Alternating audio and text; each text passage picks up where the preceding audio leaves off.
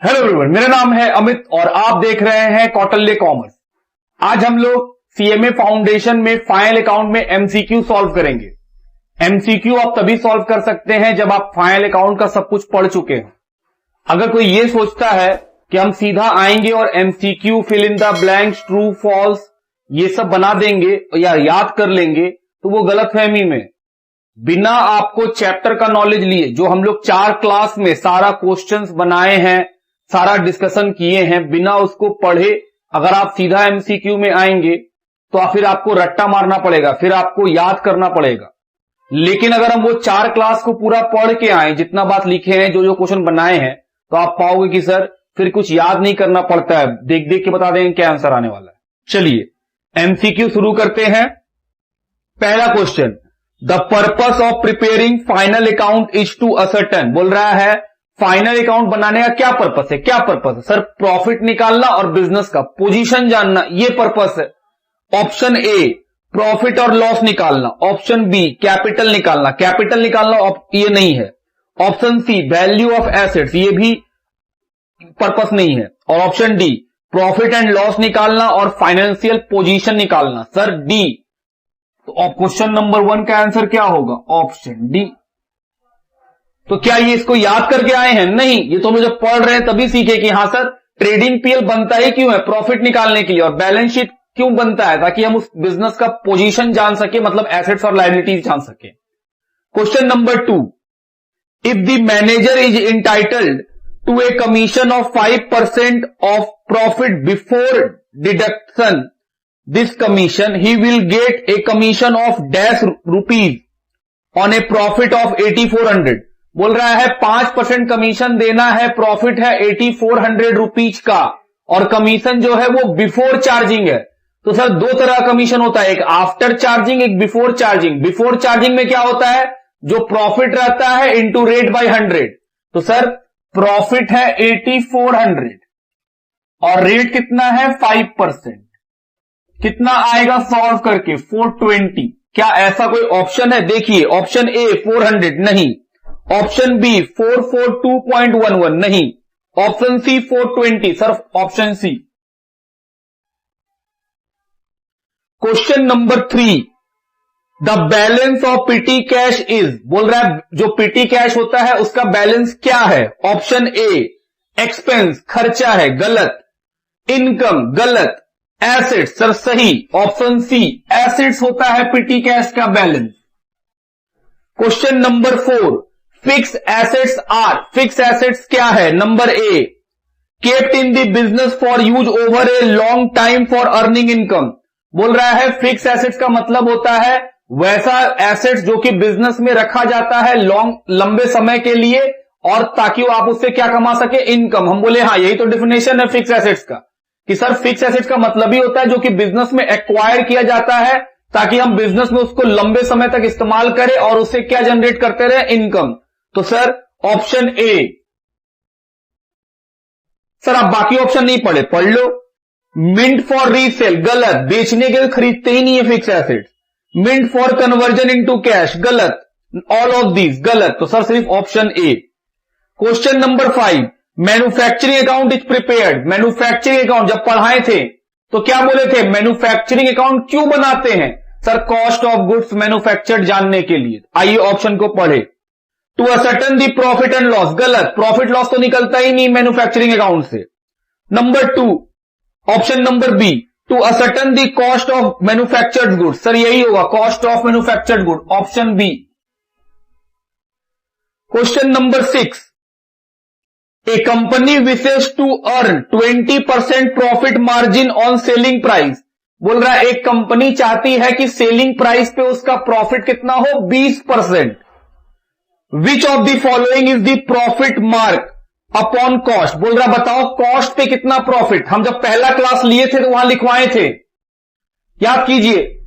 Profit अगर 100% cost पे होगा तो सेल पे कितना होगा? 50 अगर कॉस्ट पे होगा तो सेल पे कितना होगा? 33 1/3। 33 1/3 अगर कॉस्ट पे होगा तो सर 25% सेल पे। 25% कॉस्ट पे होगा तो 20% सेल पे।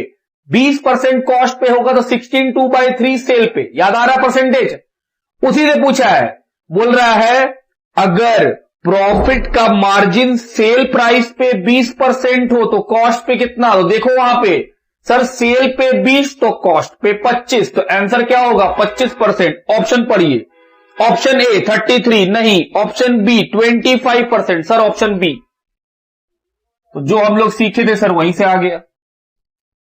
Question number 7, at the time of preparation of financial account bad debt recovered account will be transferred to. बोल रहा है जब मेरा फाइनल अकाउंट बनाते हैं और बैड डेट रिकवरी होता है तो वो कहां जाता है? नंबर ए डेटर अकाउंट, गलत। Number B profit and loss account, सही कि sir profit and loss account के क्रेडिट साइड में जाता है। Profit and loss adjustment account, option C गलत। और ऑप्शन डी पीएल अप्रोप्रिएशन, ये भी गलत। तो सर ऑप्शन बी है इसका आंसर। ये सब तो हम सर फाइनल अकाउंट में जब ट्रेडिंग पीएल बना रहे थे वहीं सीख लिए थे। क्वेश्चन नंबर 8 लिखा है depreciation appearing in the trial balance should be. बोल रहा है डेप्रीशिएशन जो ट्रायल बैलेंस में अपेयर होता है वो कहां जाता है? सर पीएल अकाउंट के डेबिट साइड में। इंफॉर्मेशन में रहता है तो सर पीएल के डेबिट में और फिर एसेट से घटाना पड़ता है बैलेंस शीट में। लेकिन अगर ट्रायल बैलेंस में हो तो सिर्फ पीएल के डेबिट में जाता है। तो सर ऑप्शन पढ़िए। Option A debit to PL account, यही है sir debit to PL account. Question number 9, gross profit is equal to, क्या हम आपको ग्रॉस प्रॉफिट का फॉर्मूला लिखवाए हैं? हां sir net sale minus cost of goods sold. पढ़िए। Option A sales minus cost of goods sold, option B sales minus closing stock plus purchase, गलत।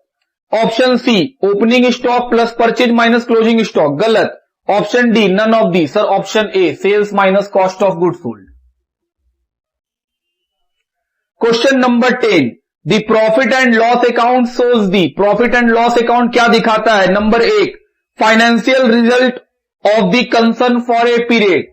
Financial position बताता है, फाइनेंशियल रिजल्ट मतलब profit बताता है पीरियड के लिए, एक समय के लिए। हम बोले हां सर, जो पीएल अकाउंट है वो आपको प्रॉफिट बताता है एक पीरियड के लिए, वो किसी पर्टिकुलर डे के लिए नहीं बताता है, जबकि बैलेंस शीट एक पर्टिकुलर डे का बताता है।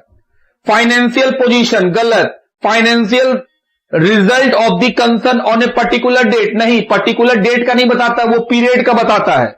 और option D cost of goods sold, sir गलत। Option A answer. जो प्रॉफिट होता है वो एक पीरियड का होता है, वो किसी पर्टिकुलर डेट का नहीं होता। इसीलिए हम लोग लिखते हैं trading and PL account for the year ended, मतलब इस साल का, पूरा साल का बात कर रहा है। Question number 11, which of the following is not a financial statement. 4 option है, बोल रहा है बताइए इसमें से कौन सा फाइनेंशियल स्टेटमेंट नहीं है। ए पीएल अकाउंट है तभी तो बनाते हैं, बी बैलेंस शीट वो भी है, सी फंड फ्लो स्टेटमेंट वो भी है, option D trial balance, option D. ये फाइनेंशियल स्टेटमेंट नहीं है।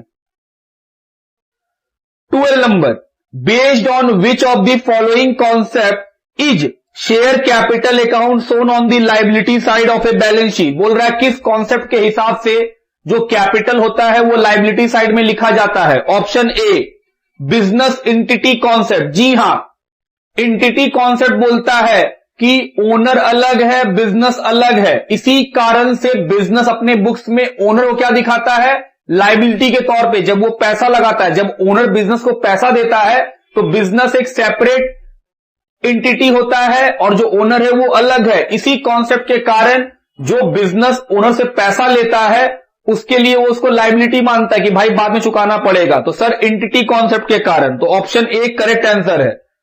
ऑप्शन बी पढ़ लो, मनी मेजरमेंट कॉन्सेप्ट गलत। सी गोइंग कंसर्न गलत। चौथा matching concept, sir option A. Question number 13, closing stock appearing in the trial balance is shown in. बोल रहा है अगर क्लोजिंग स्टॉक ट्रायल बैलेंस में हो तो कहां दिखाया जाएगा? एसेट साइड में, बैलेंस शीट में। Option A trading and balance sheet गलत। ट्रेडिंग बैलेंस शीट में कब आता है? जब वो एडजस्टमेंट में गिवन रहता है। ऑप्शन बी पीएल अकाउंट, ऐसा तो कभी नहीं हुआ है। Option C balance sheet only. Option D trading account only. Balance sheet only. Trial balance में जो क्लोजिंग स्टॉक रहता है वो सिर्फ बैलेंस शीट में जाता है, उसका ट्रेडिंग से कोई मतलब नहीं है। Option C. Question number 14, consider the following data and identify the amount which will be deducted from sundry debtor in balance sheet. Bad debt from trial balance 1600, provision for doubtful debt old और current year provision new. 3 data दिया हुआ है। बोल रहा है trial balance का bad debt वो तो पीएल में जाता है, वो डेटर से क्यों घटेगा। दूसरा, provision for doubtful debt old, ये क्या है, ये भी ट्रायल बैलेंस में होता है, तो सर ये भी पीएल में जाता है, जो हम लोग बैड डेट से माइनस करते थे और लिखते थे ओपनिंग प्रोविजन। और तीसरा है करेंट ईयर प्रोविजन न्यू, ये है एडजस्टमेंट वाला प्रोविजन जो कि हम लोग डेटर से बैलेंस शीट में माइनस करते थे। तो सर जो 800 रुपया है वो जाएगा। ऑप्शन ए 400 गलत, option B 800, sir option B. तो ये सारा बात हम लोग सीखे हैं प्रैक्टिकल में, इसलिए दिक्कत नहीं है। Question number 15, inventory is, inventory क्या है, हम बोले सर करंट एसेट्स है। पढ़िए, included in the category of fix assets, नहीं गलत। इन्वेस्टमेंट है ऑप्शन बी, गलत। Option C part of current assets, part of current assets. तो सर एमसीक्यू खत्म हो गया। और एमसीक्यू कोई दिक्कत भी नहीं है, अगर आप बाकी पीछे का चारों क्लास पढ़ के यहां तक पहुंचेंगे तो आपको एमसीक्यू आसान लगेगा। चलो सर आगे बढ़ो। अगला ऑप्शन क्या लिखा है, fill in the blank. Sir fill in the blanks भी करना है हम लोगों को। लिखा है insurance prepaid is shown on the balance sheet. बोल रहा है प्रीपेड इंश्योरेंस कहां दिखाते हैं बैलेंस शीट में, सर एसेट साइड में, वो भी करंट एसेट्स के अंदर। तो सर जो ब्लैंक है वहां पे क्या लिखेंगे, एसेट साइड, कि प्रीपेड क्या है, एसेट्स है, asset side of balance sheet. पहला हो गया। Number 2, if sales are 2000, gross profit on cost of goods sold is 25%, then the cost of goods sold will be. बोल रहा है सेल है 2000 का, हम बोले अच्छा सेल कितना का है, 2000 का। तो सेल का फॉर्मूला में क्या लिखे हैं, cost of goods sold plus gross profit. क्या ये लिखवाए हैं पहला क्लास में। बोला है सेल है 2000 का, gross profit cost of goods sold नहीं पता, यही निकालने बोला है। और बोला है ग्रॉस प्रॉफिट जो है वो कितना है, 25% है इसका। तो sir 25% of cost of goods sold, तो 2000 is equal to cost of goods sold plus 0.25, 25% को कितना लिख सकते हैं, 0.25 कॉस्ट ऑफ गुड्स सोल्ड। तो 2000 is equal to 1.25 cost of goods sold, निकल गया cost of goods sold. 2000 divided by 1.25, sir 1600 रुपया, 1600। तो सर आंसर आएगा 1600 रुपीज। यही आपसे पूछा है कि ब्लैंक में कितना लिखना है, कॉस्ट ऑफ गुड्स सोल्ड 1600 रुपया। Number 3, goodwill is and dash assets. Goodwill कौन सा एसेट्स है, इंटेंजिबल एसेट्स। तो सर लिखिए intangible assets.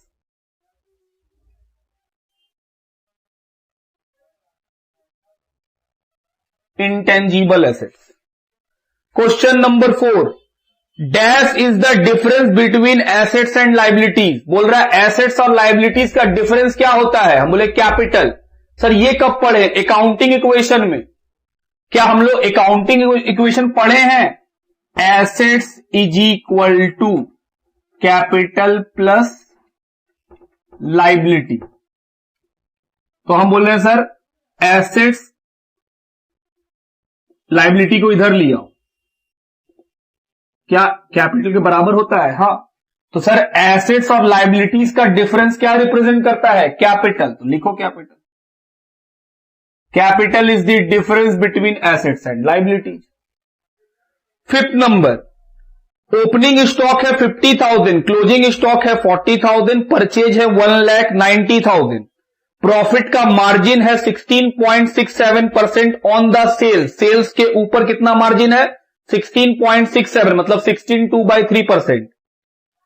Then cell are, बोल रहा तब बताओ सेल कितना, हम बोले चलिए सर फिर से हम लोग सेल का फॉर्मूला तो लिखे ही है, कॉस्ट ऑफ गुड्स सोल्ड पहले निकाल लीजिए, ध्यान दीजिएगा। कॉस्ट ऑफ गुड्स सोल्ड का फॉर्मूला हम लिखवाए थे आप लोग को, क्या, opening stock plus purchases minus closing stock. और सर डायरेक्ट एक्सपेंस भी आता है, क्वेश्चन में नहीं है इसलिए नहीं लिखे। ओपनिंग स्टॉक है 50,000 plus purchases 1,90,000 minus closing stock 40,000, तो कॉस्ट ऑफ गुड्स सोल्ड कितना आया? 2 लाख। सेल्स पूछा है तो कॉस्ट ऑफ गुड्स सोल्ड मालूम 2 लाख। ग्रॉस प्रॉफिट का परसेंटेज बताया है कितना? 16/3 किसका? सेल्स का। तो सर हमको सेल्स नहीं पता है तो प्रॉफिट कैसे निकालेंगे हम लोग? कोई बात नहीं, पहला क्लास याद करो। अगर 16/3 सेल्स पे प्रॉफिट है तो कॉस्ट पे कितना? 20%। अगर नहीं याद आ रहा है आप कॉपी पलट के देखिए, पहला क्लास में लिखवाए हैं कि प्रॉफिट अगर 20% कॉस्ट का होगा तो वो सेल पे कितना होगा? 16/3%। 16/3 का मतलब 16.67%।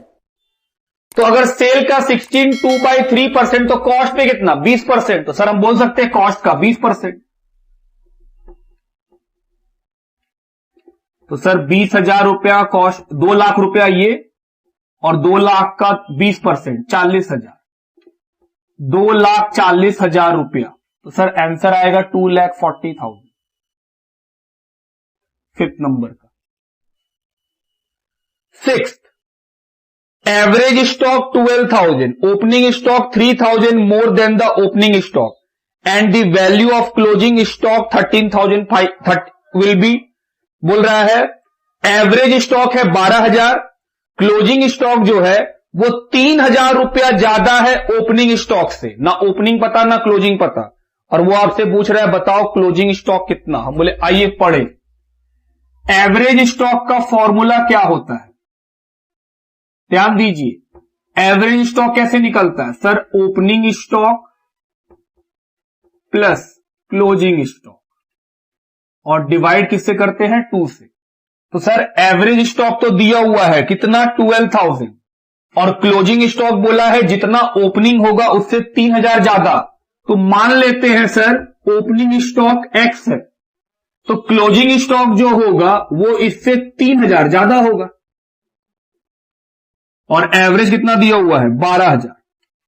सॉल्व कीजिए सर, 2 से 12 को multiply, 24,000, x plus x 2x plus 3,000, तो 24,000 माइनस 3,000, नंबर एक साइड, तो 21,000 is equal to 2x, x का वैल्यू 10,500। ये क्या निकला सर? ये तो ओपनिंग स्टॉक निकला, क्योंकि x का मतलब क्या था? Opening stock. तो क्लोजिंग स्टॉक कितना होगा? 3,000 ज्यादा। तो सर 10,500 में कितना जोड़ देंगे? तो 13,500 रुपया। तो आंसर क्लोजिंग स्टॉक कितना होगा? 13,500 रुपया। Next question number 7, dash contain closing balance of real and personal account. बोल रहा है रियल और पर्सनल दोनों अकाउंट कहां रिकॉर्ड किए जाते हैं एक साथ? हम बोले सर बैलेंस शीट में, क्योंकि बैलेंस शीट में रियल और पर्सनल अकाउंट ही आते हैं। तो आंसर क्या हुआ? Balance sheet.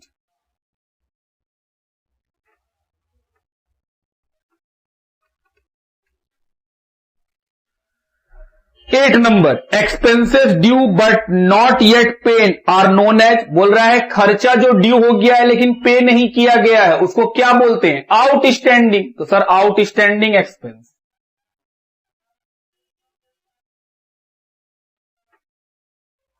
8 नंबर भी हो गया। Question number 9, given old provision for doubtful date 4,000, sundry debtor 50,000, new provision for doubtful debt 10% on sundry debtor, then the amount of additional provision to be created is। बोल रहा है इसको मिटाए,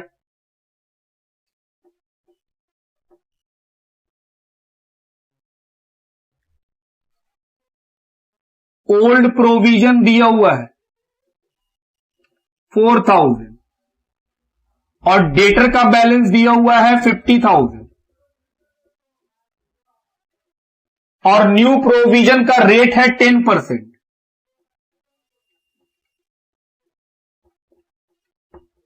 किस पे बनता है? डेटर पे। तो सर न्यू प्रोविजन आएगा 5,000। सर ये कैसे निकालें? 10% 50,000 का। तो बोल रहा है बताइए कितना एडिशनल प्रोविजन आपको बनाना पड़ा। हम बोले सर 4,000 था पुराना, हमको बनाना है नया 5, तो 4,000 में कितना और जोड़ देंगे तो वो नया बन जाएगा सिर्फ 1,000। तो आंसर क्या आया? 1,000। कि सर 1,000 रुपीज एडिशनल आपका प्रोविजन बनाना पड़ेगा। Question number 10, bill receivable discounted but not due till the date of final account is shown in. बोल रहा है बिल को हम डिस्काउंट करा लिए जो अभी तक ड्यू भी नहीं हुआ है, वो कहां दिखाया जाता है? हम बोले सर वो कहीं दिखाया नहीं जाता है, वो नोट्स टू अकाउंट में हम लोग फुट नोट्स में बैलेंस शीट के नीचे जो फुट नोट्स होते हैं वहां पे इंडिकेट कर देते हैं कि ये भाई कंटिंजेंट लायबिलिटी हो सकता है एज ए कंटिंजेंट लायबिलिटी। तो कहां पे जाएगा? हम बोले सर फुट नोट्स में, बैलेंस शीट के नीचे बनता है फुट नोट्स में। उसके बाद क्वेश्चन नंबर है 11, dash are passed at the end of the year. क्या चीज ईयर के एंड में पास करते हैं? Closing entry. जो भी हम लोग का नॉमिनल अकाउंट होता है, जो सैलरी उलरी देते हैं, वो ओपनिंग एंट्री को लास्ट में ईयर के एंड में कहां ट्रांसफर कर देते हैं? सर क्लोजिंग एंट्री करते हैं और पीएल में ट्रांसफर कर देते हैं। तो closing entry dash is passed eight the end of the year. Closing entry कब पास होता है? ईयर के एंड में।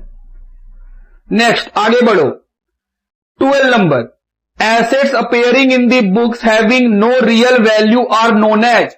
बोल रहा है वैसा एसेट्स जिसका कोई सचमुच में कीमत नहीं हो और उसको हम एसेट साइड में दिखा रहे हैं, वो कौन से एसेट्स हैं? Fictitious assets. जैसे प्रिलिमिनरी एक्सपेंस, कि सर जो प्रिलिमिनरी एक्सपेंस होता है वो एक फिक्टिशियस एसेट्स है, उसको धीरे धीरे राइट ऑफ करना होता है। तो आंसर फिक्टिशियस एसेट्स।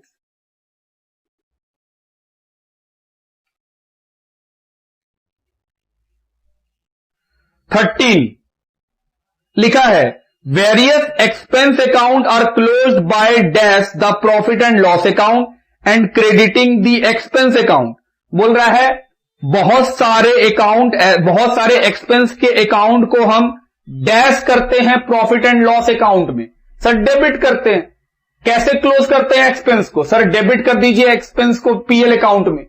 तो sir debiting the PL account, PL account को डेबिट करते हैं और एसेट्स को क्या करते? एक्सपेंस क्या करते हैं? क्रेडिट। सर हम समझे नहीं। हम बोले अरे भाई कोई खर्चा किए, मान लो सैलरी दी, तो एंट्री क्या होता है? Salary to cash. ये एंट्री करते हो। फिर ये एक्सपेंस को क्लोज कैसे करते हो? सर पीएल अकाउंट में डेबिट करके।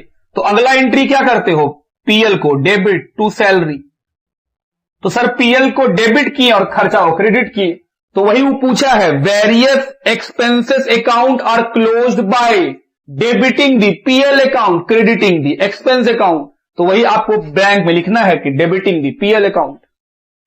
14 provision for doubtful debt account will shown dash balance. बोल रहा है प्रोविजन फॉर डाउटफुल डेट का कौन सा बैलेंस है? Credit balance. क्योंकि हम लोग एंट्री करते हैं PL account debit to provision for doubtful debt, तो कौन सा जगह में हुआ है? क्रेडिट। तो सर पीएल प्रोविजन कहां पे आता है? क्रेडिट में। तो क्या लिखेंगे? Credit balance. प्रोविजन का क्रेडिट बैलेंस होता है डाउटफुल डेट में।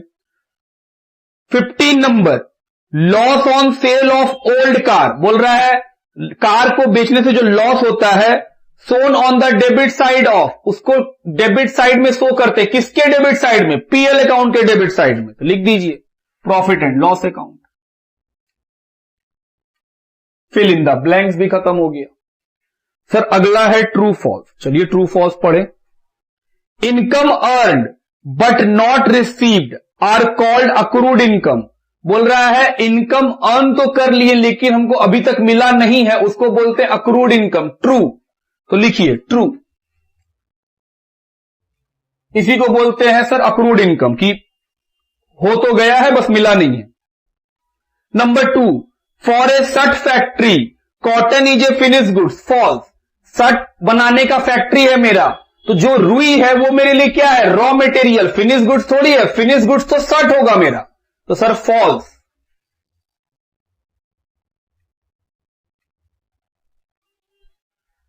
Third number, state the following equation is true और फॉल्स। बोल रहा बताइए जो दिया हुआ इक्वेशन है वो ट्रू है कि false. Gross profit minus direct expense plus purchase plus opening stock minus closing stock is equal to sales. False.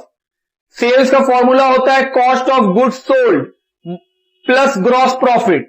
तो सर इसमें भी तो ग्रॉस प्रॉफिट प्लस में ही है, लेकिन कॉस्ट ऑफ गुड्स सोल्ड का फॉर्मूला क्या होता है? ओपनिंग स्टॉक प्लस और परचेज प्लस डायरेक्ट एक्सपेंस। यहां पर डायरेक्ट एक्सपेंस क्या है? माइनस में। तो सर अगर वो माइनस में ना होगा प्लस में होता तब हम बोलते हैं ट्रू। तो सर ये तो फॉल्स है, इक्वेशन ही गलत है। डायरेक्ट एक्सपेंस को वो माइनस में लिखा है जबकि वो प्लस में होता है। Third number, carriage on goods purchase is shown on trading account. True. Carriage on purchase क्या है? डायरेक्ट एक्सपेंस, तो सर वो ट्रेडिंग में दिखाई देगा। True. Next, fifth number, the balance sheet will not give the information regarding the financial position on a particular date. बोल रहा है बैलेंस शीट फाइनेंशियल पोजीशन नहीं बताता है, तो फिर क्या बताता है? फाइनेंशियल पोजीशन ही तो बताता है एक पर्टिकुलर डेट में। तो सर वो गलत लिखा है, फॉल्स। फाइनेंशियल पोजीशन ही बताता है और ये बोल रहा है नहीं बताता है, तो गलत बताया बोल रहा है। Six, preliminary expenses would be included in the balance sheet as current assets. बोल रहा है प्रीलिमिनरी एक्सपेंसेस को बैलेंस शीट में करेंट एसेट में दिखाते हैं। फॉल्स। मिसलिनियस एक्सपेंडिचर है, फिक्टिशियस एसेट्स है sir. False. Seventh number, fix assets are kept in the business for use over a long period. True. Fix assets को business में क्यों रखते हैं? ताकि उसको लॉन्ग पीरियड तक इस्तेमाल कर सके और उसके बेनिफिट से इनकम जनरेट हो। तो sir true. Question number 8, furniture is current assets. False. Furniture तो fix assets. Ninth number, in sole trade income tax is recorded as drawing. बोल रहा है जब सोल ट्रेड होता है, एक मालिक वाले बिजनेस में इनकम टैक्स ड्रॉइंग होता है। ट्रू। इनकम टैक्स भी ड्रॉइंग होता है, लाइफ इंश्योरेंस प्रीमियम भी ड्रॉइंग होता है। ये बात तो क्वेश्चन में कई बार आया है कि हां सर इनकम टैक्स को ड्रॉइंग में लिखे थे, लाइफ इंश्योरेंस को ड्रॉइंग में लिखे थे। तो true. Question number 10, all revenue receipt and expenditure are shown in trading and PL account. True. जितने भी रेवेन्यू खर्चे और इनकम होते हैं उनको कहां लिखा जाता है? ट्रेडिंग पीएल में। और सर जो कैपिटल होते हैं वो बैलेंस शीट में, क्योंकि ट्रेडिंग पीएल हम लोग का रेवेन्यू आइटम रिकॉर्ड करता है। रेवेन्यू आइटम का मतलब जो ऑन द डेली बेसिस होता है उसको बोलते हैं रेवेन्यू आइटम। तो सर ट्रू। तो ये हो गया ट्रू फॉल्स भी खत्म। सर आगे मैच द फॉलोइंग है, तो मैच द फॉलोइंग भी बनाएंगे हम लोग।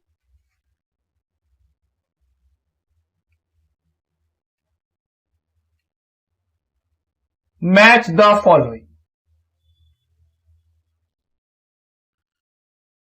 ग्रुप ए, उसके अंदर 5 क्वेश्चन है। 1, 2, 3, 4, 5। उसके क्रॉसपॉन्डिंग में ABCD दिया हुआ है, आपको पढ़ के बताना है कौन किससे सही मैच कर जाएगा। लिखा है कैरेज ऑन परचेज गुड्स। बोल रहा है जो कैरेज ऑन परचेज गुड्स है उसका किससे रिलेशन है? डिस्ट्रीब्यूशन ओवरहेड नहीं। क्रेडिटेड टू पीएल बिल्कुल नहीं। ट्रेडिंग अकाउंट, जी सर ट्रेडिंग अकाउंट से मतलब है, तो ऑप्शन सी। और ट्रेडिंग अकाउंट के डेबिट साइड में। Number 2, carriage outward. सर ये पीएल में जाता है डेबिट साइड। ऑप्शन ए था डिस्ट्रीब्यूशन ओवरहेड नहीं। Option B credit of PL account गलत। सी ट्रेडिंग अकाउंट, वो तो खत्म हो गया। D debited of PL account, debit of PL account. Sir option D. लिखा है concept relating to PL account. बोल रहा है जो पीएल अकाउंट है उसका कॉन्सेप्ट किससे मतलब रखता है? हमें सर मैचिंग प्रिंसिपल से, कि सर खर्चा और इनकम मैच करता है। तो ऑप्शन ए डिस्ट्रीब्यूशन ओवरहेड गलत। Option B credit of PL गलत। ऑप्शन सी ट्रेडिंग गलत। Option D debit of PL गलत। ऑप्शन ई मैचिंग कॉन्सेप्ट, तो ऑप्शन ई अक्रूवल बेसिस पे बनता है, मैचिंग कॉन्सेप्ट पे। Fourth number packing expense is example of, बोल रहा है पैकिंग एक्सपेंस किसका एग्जांपल है? ए डिस्ट्रीब्यूशन ओवरहेड, जी हां डिस्ट्रीब्यूशन ओवरहेड, पैकिंग किया ही जाता है डिस्ट्रीब्यूट करने के लिए। और नंबर 5 अप्रेंटिस प्रीमियम रिसीव्ड, बोल रहा है अप्रेंटिस प्रीमियम रिसीव हुआ, कहां जाएगा? Sir profit and loss account के क्रेडिट साइड में। हम लोग क्वेश्चन में भी देखे हैं जहां पे अप्रेंटिस प्रीमियम कहां था? पीएल अकाउंट के क्रेडिट साइड में। तो ऑप्शन ए डिस्ट्रीब्यूशन ओवरहेड गलत, option B credit of PL account. Sir option B. Group A खत्म, अगला बनाइए ग्रुप बी। इसमें भी सर 5 सवाल है, 1 2 3 4 5। चलो पढ़ो। पहला, gross profit rate on sale is 20%। Sale पे कितना है? 20, तो कॉस्ट पे कितना होगा? 25। ऑप्शन पढ़िए। A current assets, B not a fix asset, C book value, D 25% on cost. Sir 25% on cost, ये बात हम लोग लिख के रखें। नंबर 2 सैलरी आउटस्टैंडिंग क्या है? हम बोले सर लायबिलिटी है। ऑप्शन ए करेंट एसेट्स, नहीं। Option B not a fix assets, option C book value, option D वो तो हो चुका, और option E representative personal account. Sir option D representative personal account है। सर सैलरी जो होता है वो नॉमिनल है, लेकिन आउटस्टैंडिंग सैलरी वो पर्सनल अकाउंट है, क्योंकि किसी को देना बाकी रह गया तो वो पर्सनल अकाउंट है, तो representative personal account, option number ई। Number 3 rent prepaid. Sir rent prepaid क्या है? ये भी पर्सनल अकाउंट है और करेंट एसेट्स है। ऑप्शन ए करेंट एसेट्स, तो sir option A current assets. Fourth fix deposit in bank, bank में फिक्स डिपॉजिट किए, ये क्या है? सर एक तरह का इन्वेस्टमेंट है। ऑप्शन ए करेंट एसेट्स, नहीं। Option B not a fix assets, not a fix assets, fix assets नहीं है, ये एक इन्वेस्टमेंट है। और last fix assets are included in the balance sheet at, बोल रहा है फिक्स एसेट्स को बैलेंस शीट में किस में दिखाते हैं?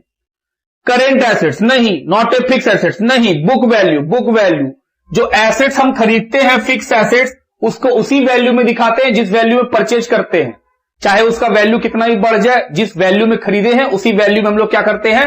फिक्स एसेट्स को शो करते हैं।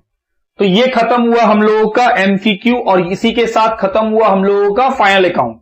हम फिर से याद दिला दें, आप एमसीक्यू तभी सॉल्व कर पाइएगा जब हम चैप्टर आपको शुरू में जो पढ़ाए होते हैं उसका नॉलेज और उसका कॉन्सेप्ट पूरा हो, तो फिर आप कभी भी एमसीक्यू में नहीं फंसिएगा। लिखिए